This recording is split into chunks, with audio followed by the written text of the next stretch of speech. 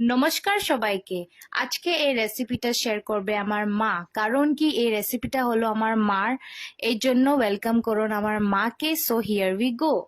নমস্কার সবাইকে। আমার মেয়েকে সাপোর্ট করার জন্য ধন্যবাদ। শস্য আর পুস্ত ভালো করে বাটতে হবে। এরপর পেঁয়াজ আর কাঁচা লঙ্কা ভালো করে বাটতে হবে। মাছটাকে হলদি লবণ দিয়ে মেখে রেখেছিলাম। এবার দিব শস্য আর পুস্ত বাটা।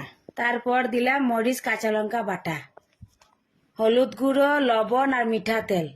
টমেটোটা দিয়ে ভালো করে মিশিয়ে নেব। দিয়ে দিলাম তেল।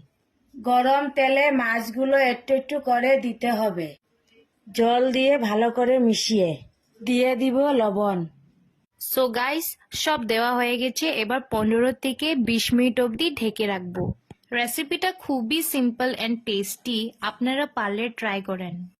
কার কার মাছ ভাপা প্রিয় কমেন্টে জানাও।